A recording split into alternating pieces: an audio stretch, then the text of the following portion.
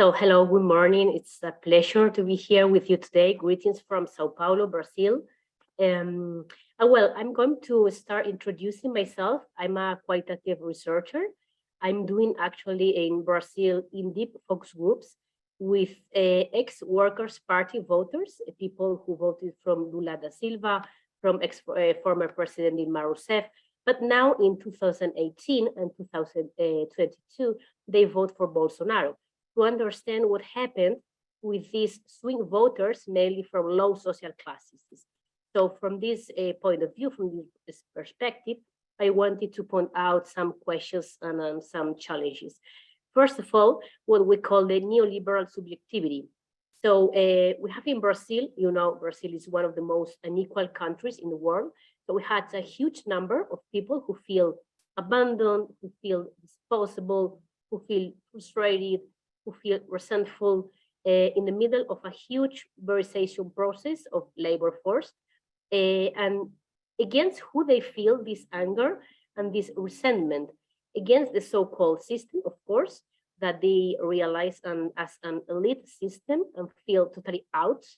So the judiciary system, the political system, of course, academic, intellectual elites, but also against the traditional left parties that became bureaucratic parties, very far away from their voters, very far away, for example, from the periphery areas, because they themselves, these leftist leaders, these left traditional parties, they represent also the elites. They are frequently corrupted. They represent also a neoliberal system, and they represent, at the end of the day, a frustrated dream. So the anger these low classes they have is also against these left parties that promise a better future, but they partially delivered or they didn't deliver at all. So of course, if you feel anger, if you feel exasperation against everything that is there, if you are physically and emotionally exhausted, but you don't really have the skills, the intellectual or the emotional skills to understand the structure of oppression. So for example, in Brazil, the racist structure of oppression, the class structure of oppression, the patriarchal structure of oppression. And if you don't really have these emotional or intellectual skills to understand the neoliberal sophistication, so for example, if you are trapped under the meritocracy subjectivity, the entrepreneur subjectivity, if you come from the low classes, but you think yourself as middle class because you lost your class reference, all you want is an outsider, someone from outside this corrupted system, somewhat like a kind of individual savior, kind of individual messiah, that is going to solve your problems and is going to put fingers toward this traditional left that you feel betrayed you. So this is for me a very important idea. This neoliberal subjectivity, this loss of class reference, and this idea of poor people thinking themselves as the new middle classes, thinking themselves under this interpretation of the entrepreneur subjectivity, the meritocracy subjectivity, and pointing fingers now, for example, towards Lula, because they feel absolutely betrayed for the Workers' Party or for Lula, because Lula didn't really deliver what they were expecting from him, and they put their hopes from Bolsonaro, because Bolsonaro has the ability and the strategy of blaming Lula for all the problems in the country, for these new middle classes, or for these new middle classes.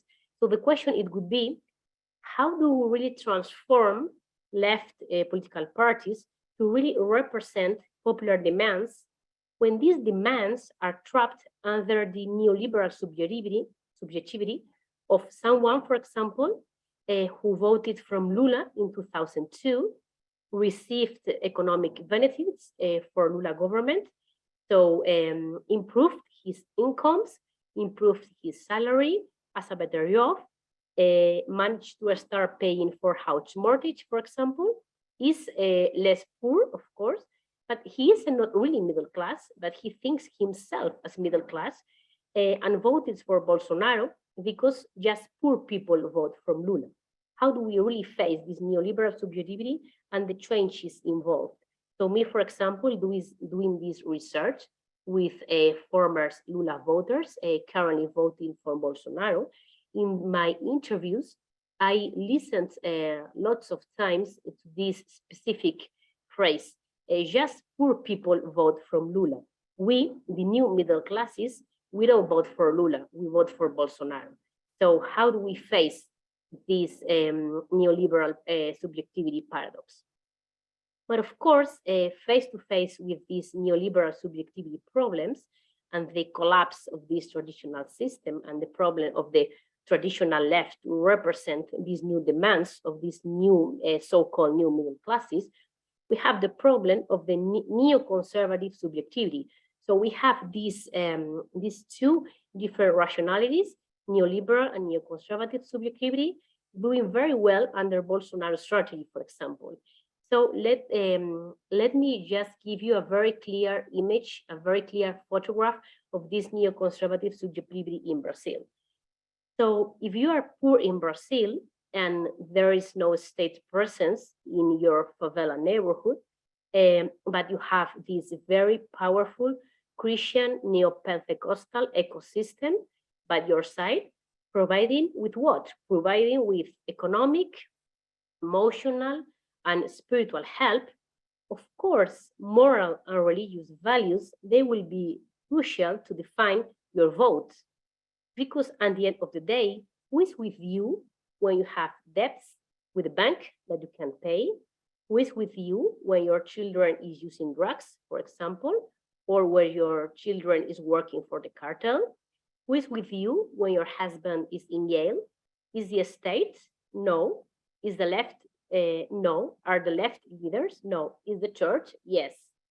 So when these Pentecostal or neo-Pentecostal churches, they give their support to Bolsonaro, and they start, as we saw in 2018, and we see again in 2022, they start this massive process of demonization of Lula, this massive online disinformation processes with a huge structure of fake news going through this church's ecosystem, Of course, millions and millions of believers, they follow these ideas because at the end of the day, who is side by side them? Who is in the favela territories? They are these churches. So what is the huge campaign of misinformation that is going currently going through this communicational church ecosystem? The idea of Lula is going to attack the traditional family because Lula is going to free abortion, because Lula is going to free drugs, because Lula is going to shut down churches. So Lula is going to do this massive persecution against Christians.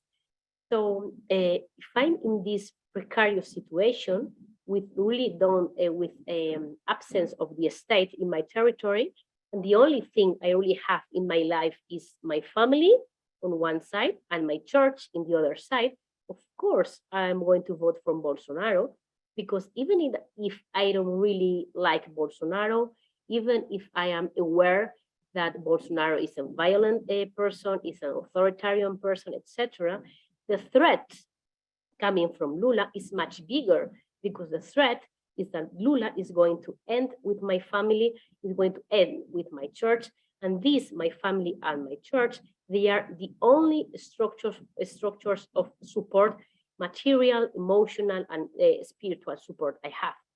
So the question here, it would be, how can we fight this demonization process of the left, and how can we fight this hyperpolitization process of these new Pentecostal and neo-Pentecostal churches, if these churches are the organizers of social, spatial, economic relations in poor territories abandoned by this same left that was born in these territories? So the process, for example, the historical process of the Workers' Party is so interesting, because the Workers' Party, it was born in these periphery regions, in these traditional poor classes and workers regions. But at the Workers' Party became government party, it suffered a very profound process of elitization and bureaucratization.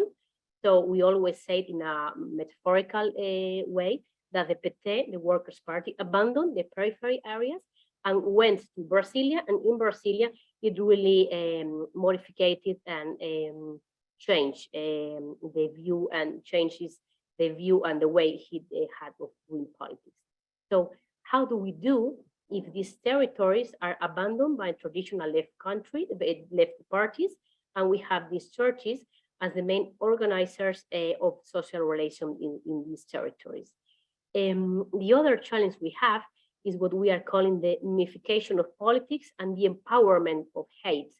This idea of the pop extreme right. So nowadays it's cool to be a racist, it's cool to be a fascist, because what we fight against the so-called tyranny of the political correctness. So it's cool when Bolsonaro says some racist phrase. It's cool when Bolsonaro say this absurd and patriarchal phrases, etc. So what we have, and what we consider we have, for example, in Brazil in this moment, is this spirit of this conservative rebellion, what we are calling this conservative rebellion. So millions of people afraid of changes, afraid of feminism, afraid of anti-racist movements, afraid of all these ways of inclusion of differences, these conservative minds that live under this fear that who during these last years, let's remember that the Workers' Party in Brazil, they were in government for the last decade. So during these last years, they felt unseen, they felt alone in the middle of this left hegemony. This is so important to understand. These conservatives, they felt themselves alone, abandoned, unseen, with fear under these last years left hegemony. And nowadays with Bolsonaro, they feel empowered, they feel that they are seen, they feel that they are heard, they feel that they can go to the streets and they can scream and they can yell and they can be present in the streets.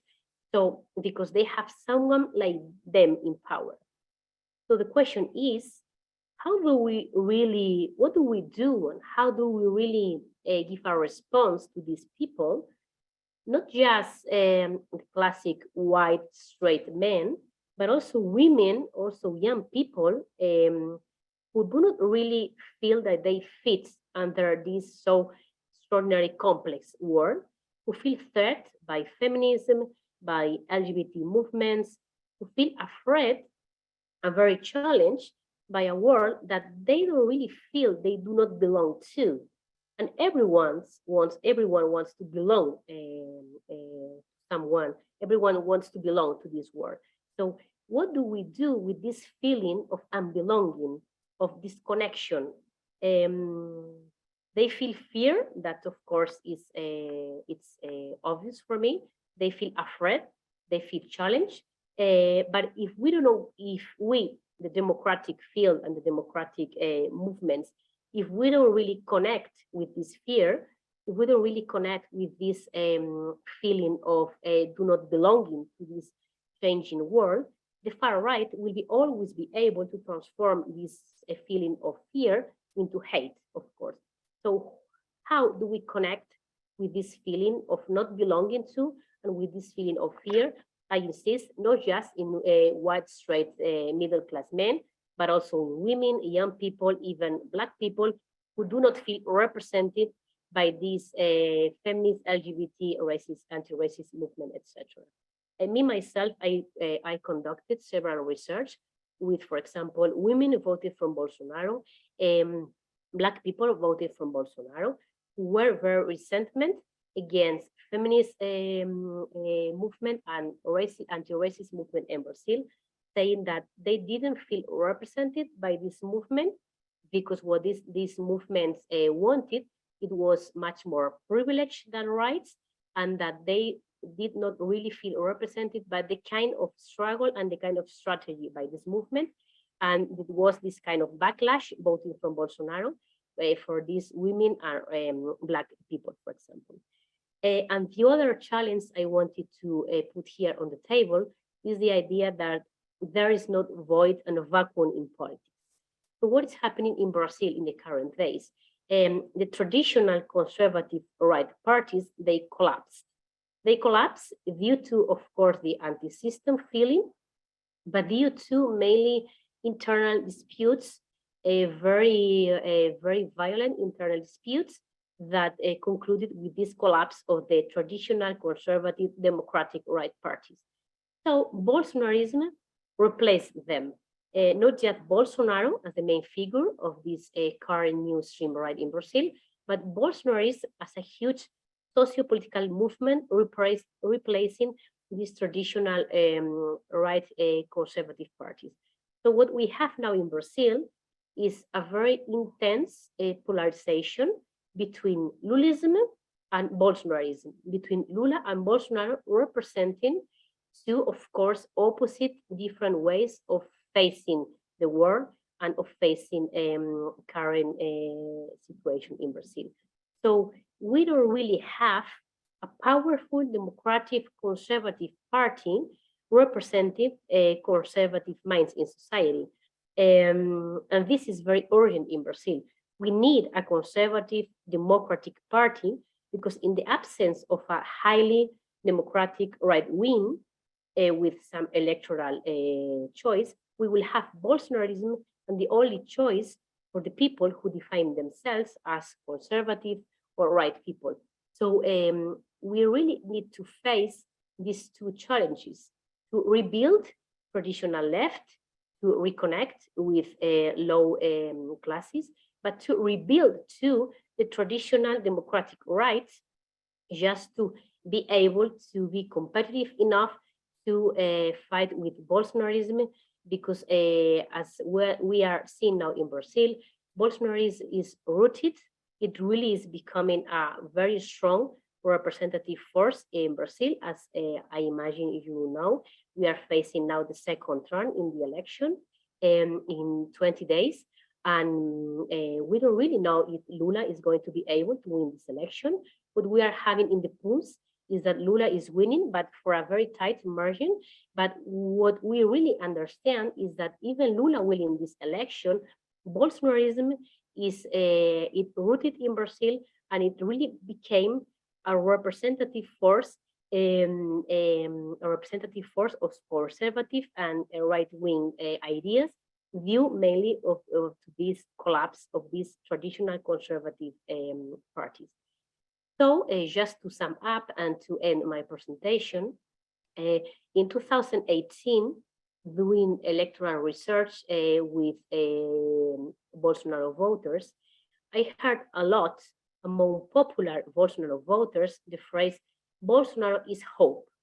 I vote for Bolsonaro because he's the only hope I have, because Bolsonaro is different, because Bolsonaro is he's empowering, because Bolsonaro represents this conservative rebellion against the system, because Bolsonaro is giving me hope. So I listening to this phrase, this hope phrase, among young people who were fascinating for all these aesthetics, these young and online aesthetics from Bolsonaro. I listened to this phrase from traditional families in Brazil, from, for example, from periphery mothers in Brazil, worrying with their children, worrying with this family. I listened to this phrase from the elites in Brazil, that majority voted from Bolsonaro. So in 2018, we have a very powerful elite vote from Bolsonaro. So it was very interesting and very dramatic that Bolsonaro represented hope for middle classes, elite, from young people, etc. So he managed to present himself as the only figure represented hope in 2018. And nowadays in 2022, it's not that powerful because Bolsonaro government, of course, was a disaster. But even now we have this idea that Bolsonaro, it gives hope for people. So how can we really do, and I think this is quite a desperate aim of working, of finishing my presentation, but how can we really do for not to have Bolsonaro representing hope again?